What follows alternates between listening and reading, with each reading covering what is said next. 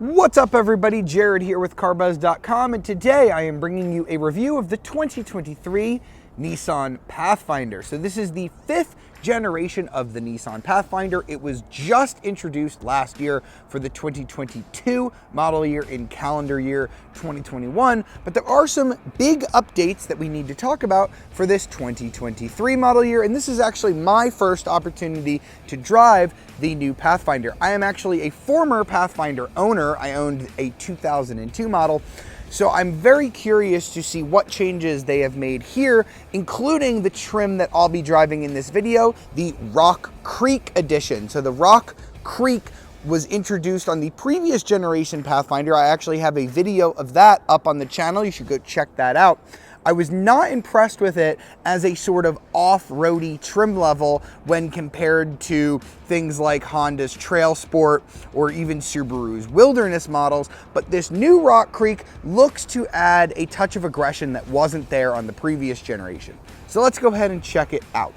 So first things first, I think that the front end of this new Pathfinder is so much better than the doughy, rounded styling of the previous generation. We have a more vertical look here. I'm liking this V-Motion grille, how it's all blacked out here on the Rock Creek.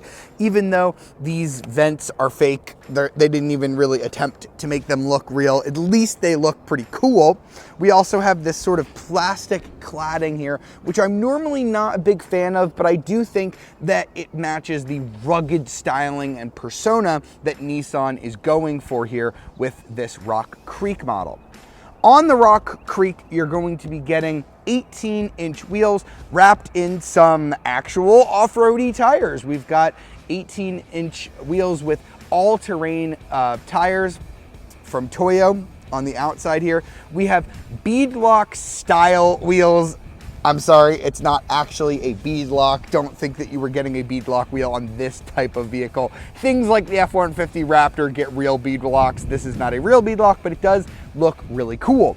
You might also notice that the Rock Creek is slightly lifted from a normal Pathfinder, but not much. They say it's 5/8 of an inch, so not even a full lift over a standard Pathfinder. But again, just a little bit to make the ground clearance a little better and to make this thing a little bit more off-road capable.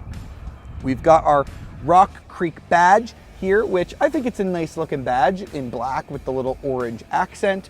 And we have the two-tone exterior package. So we've got this nice dark green. I actually love how that looks on this particular trim with the black roof that you can see is kind of cut off here on the C-pillar. So you have the C-pillar in green and then it fades to black. It just like super cuts to black. I think that looks really cool. We have sort of like a half roof rack back here that can hold up to 220 pounds. So if you need a little bit of extra storage, maybe you're gonna put sort of like your tent or camping equipment up there. Kind of a cool look in my personal opinion. And then here at the back, we've got our simple Pathfinder written out real big, sort of Land Rover style. We do have our Rock Creek badge down here letting us know that we do have the Rock Creek edition with four-wheel drive, which comes standard on the Rock Creek model. Let's wrap up by talking about cargo space. We do not get a power tailgate here on the Rock Creek, though it is available on other Pathfinder models. You get a little bit over 16 cubic feet of space back here with the third row up. You do also have a really nice storage area under here that is quite deep. You could fit a lot of stuff under there hidden, which is quite nice. Now putting down the seats it's all manual. It's a little bit of a pain, but not too bad. It doesn't require a lot of effort. It just requires a lot of pulleys. You have to manually lower each of these three headrests. It won't just do it automatically. Then you can just pull these and tip down the seats. So again, that didn't take that long, but it was kind of a lot of steps. If I remove my backpack from here, you can see I can lift this portion up and it will just kind of stay there. I like that because now we have kind of a divided area so your stuff won't go rolling around, and then you have your open access to the lower storage area here. That is quite nice, although it doesn't have the reversible floor like the Honda Pilot does, where you can have kind of like a plastic finish. What it does have is this nice rubber piece right here. This kind of like Velcros on here, so you can just go ahead and take this mat out. I like how it kind of sticks there on the back seats as well.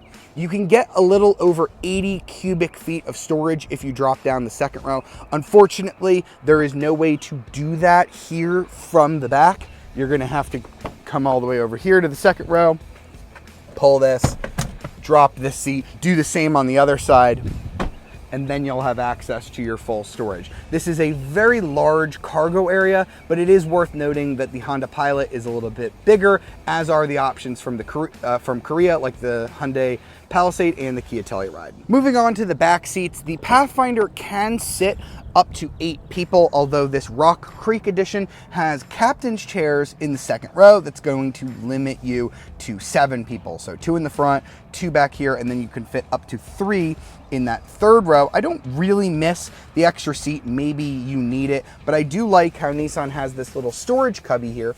So you have 2 cup holders and a very deep storage area here.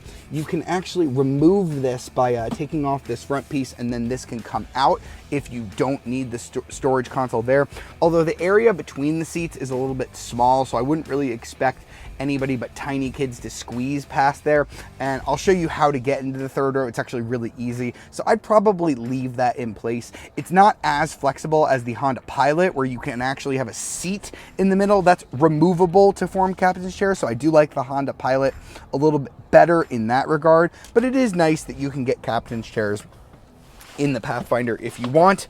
Legroom, I think, is pretty good. I'm sitting behind myself now. I do have adjustment fore and aft, even all the way in the front position. My knees technically are not touching here, so that is good that Nissan doesn't let you slide it up too far. And then if I slide it all the way back, you're going to see that I have a very generous amount of legroom. I've got tri-zone climate controls, so I do have my own climate controls here in the second row with USB and USB-Cs as well. I've got additional cup holders here on each of the doors, so just tons of cup holders everywhere. My air vents are going to be up here. I mentioned that it is very easy to get into the third row. You've got this button right here, and that's going to trigger Nissan's tip and go seat. So as you can see, it's just gonna kind of eject and fold forward. The nice thing about this is if you have a forward facing car seat, you can still get into the third row. It's not one of the tip and folds like the Armada or some larger SUVs where you wouldn't be able to do this if you had a car seat in place. We do have a slightly lower divot here to put your foot to get into the third row, which, as you can see, does have 3 seats. It might be a little bit of a tight squeeze for 3 people to fit back here, but I think 2 would do it perfectly fine. You can see that even with the second row person having a decent amount of legroom themselves, I still have knee room here, which is really not bad. Headroom is quite good as well.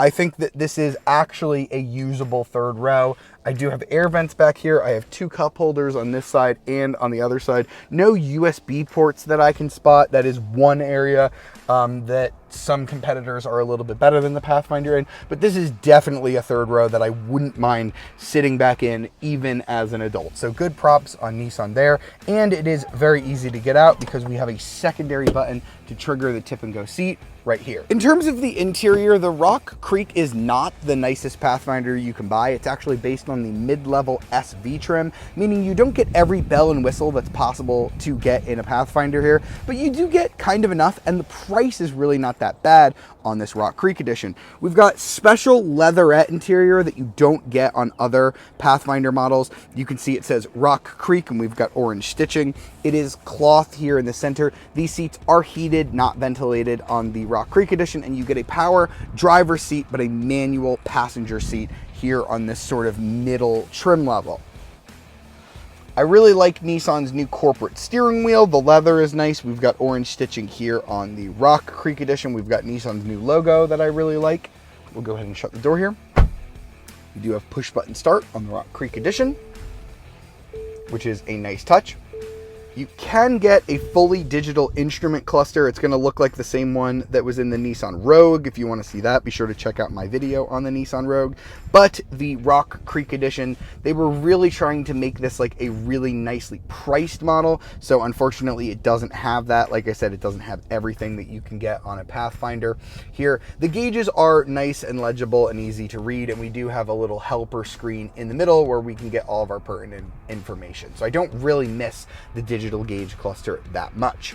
I do kind of miss having the bigger touchscreen though. This is the base 8-inch touchscreen. You can get a larger 9-inch screen. This one just looks a little bit small for things like the 360-degree camera, which I have seen much higher resolution on in very comparable vehicles. So I'm not just saying that at the price this camera system is bad. It's just it's looking old at this point. It does come standard on the Rock Creek edition though, so it is nice that at this price we are getting a standard 360-degree camera with an off-road mode that you can use as well. The 9-inch screen gets wireless Apple CarPlay. It is wired on this 8-inch screen. Android Auto is going to be wired no matter which screen you get. We do have dual zone automatic climate control down here. Again, nice at this price. Heated seats, no ventilated seats. We don't have our wireless charging pad on the Rock Creek edition, just a nice storage area here with our USB and USB-C. We've got Nissan's weird digital electronic shifter here. Pretty easy to use, honestly. Plenty of cup holders in this vehicle. I'll show you more in the back as well, but we've got 2 up here with a little storage area here that's perfect for your phone. You also have this nice little cubby here on the passenger side. Not as big as the one you get in the Toyota Highlander, but not bad at all. And overall, I would say the materials on the Rock Creek edition are good, not great. We do have soft touch leather up here, leather on this dashboard as well. And I do like how it says Rock Creek here on the armrest. All right, now let's get the new Pathfinder out on the road. Now, I have not driven this new version of the Pathfinder since it's come out, but I have driven its Infinity counterpart, the QX60. That is a vehicle I actually really like, so I'm expecting to enjoy this Pathfinder as well. Let's start with the engine, because this is something that really has not changed on the Pathfinder in a long time. We have a 3.5 liter normally aspirated V6 engine from Nissan's VQ series. I had a Pathfinder in 2002, and it also had a 3.5 liter VQ series V6. So that just goes to show you how long it's been that Nissan has stuck with this recipe for the Pathfinder. It produces decent numbers, not best in class or anything crazy like that. 284 horsepower and 259 pound-feet of torque is what you're going to get if you run the Pathfinder on regular fuel. However, Nissan tells me that if you run this Rock Creek model, and only the Rock Creek model, on premium fuel, 91 octane or higher, you should get 295 horsepower and 270 pound-feet of torque thanks to revised fuel mapping. Now, I find it a little hard to believe that Nissan only put that on the Rock Creek edition, and that if you fed the other trims premium, that they wouldn't also get that extra power output, but that's what Nissan tells me. So if you get the Rock Creek, you do get a little bit of extra power, which is nice. Now, all of that power is going to be routed out to the front wheels, or what Nissan calls 4-wheel drive. I would really just call it all-wheel drive. This Rock Creek model comes standard with the ladder. Means you get off the line pretty smoothly. Let me go ahead and just accelerate. Woo! Not a bad sounding motor. As you might have noticed, those were actual gear shifts, whereas the last generation Pathfinder used a CVT, a continuously variable transmission. This one has a normal torque converter automatic 9-speed.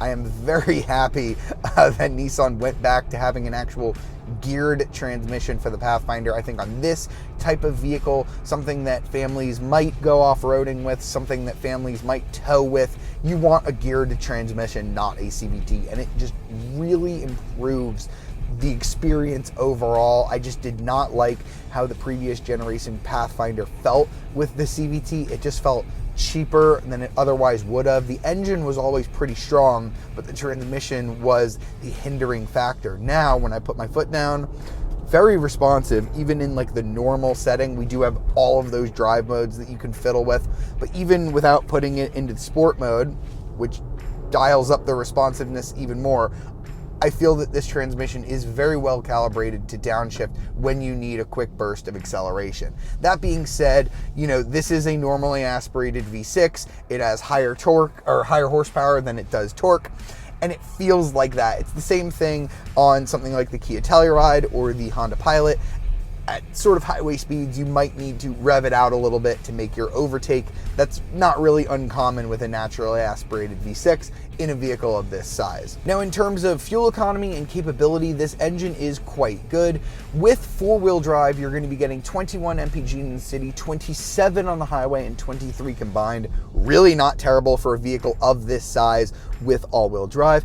And you can tow up to 6,000 pounds. That is a really good number for a vehicle like this that's not body on frame or rear-wheel drive or have a V8. Just to put it into perspective, the Honda Pilot, which is very similar setup to this, only tows 5,000 pounds. So you're gonna get an extra 1,000 pounds out of the Pathfinder, which is nice if you're towing some jet skis or a small boat. Now, here on the Rock Creek model, we do have different suspension than the other Pathfinder models. It is tuned for off-roading, which I haven't really had too much of an opportunity to do. It's a little bumpy for my tastes. It's definitely on the firmer side. I bet you the other Pathfinder models are a little more compliant, but it's really not bad. Like, don't let that statement deter you from getting this Rock Creek model if you just think it looks cool. Honestly, like the off-road tuned suspension doesn't really like hurt the ride in any like noticeable, reasonable way, unless you maybe drove the two back to back. So it is not bad in my opinion.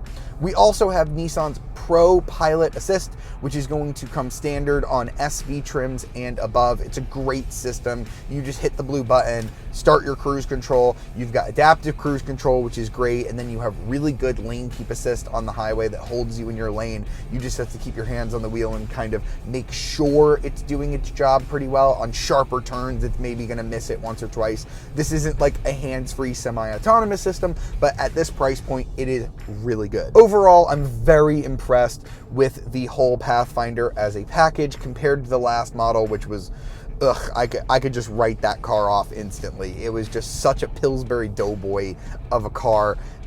That transmission just really let down the whole experience. I think that this new Pathfinder looks better. The interior is much nicer. The drivetrain is much improved. And overall, at the price, because this does have a really good price that we're about to talk about, this is a worthy competitor in the three-row midsize segment. That wraps up our time with the 2023 Nissan Pathfinder, so it's time to price it out. I don't think that this is absolutely my favorite midsize three-row crossover in the segment. I think that the Hyundai Palisade still keeps that honor, but Nissan always is competitive on price, and this new Pathfinder is no exception. Pricing for the base S trim with front-wheel drive starts at just over 35 grand. With four-wheel drive, you're going to be adding about $2,000 to that price. Now, this Rock Creek, which is based on the SV trim, costs just over $43,000. With destination in a color, you're looking at about 45 grand. That's about $5,000 less than you're going to spend on the Honda Pilot Trail Sport, which might have a little bit more off-road capability, but if you're not really doing any serious off-roading, that is a lot more money to be spending on that Honda. If you can live with all of the off-roady stuff, but you want similar packaging that you'll find in the Rock Creek, you can get that SV trim starting at just under 40 grand with four-wheel drive. Four-wheel drive, remember, is standard on the Rock Creek. It is not standard on the SV trim. If you want the nicest Pathfinder, which can have semi-aniline leather with heating and ventilation, you get the larger 9-inch screen. That's going to run you anywhere from $48,000 to $50,000, depending on if you get front-wheel drive or all-wheel drive. And again, that's not really outside the realm of what you'd expect for a midsize three-row crossover like this. Nissan really has put a lot of value into the Pathfinder. I think it's much better looking than the previous generation, and thanks to that new 9-speed automatic, it now drives a lot better too. I hope you really enjoyed this review of the 2023 Nissan Pathfinder. For more videos like it, be sure to like, subscribe, and ring that notification bell to be alerted of our latest videos. And if you want to read my full review of the 2023 Nissan Pathfinder, be sure to check out carbuzz.com. I'll see you next time.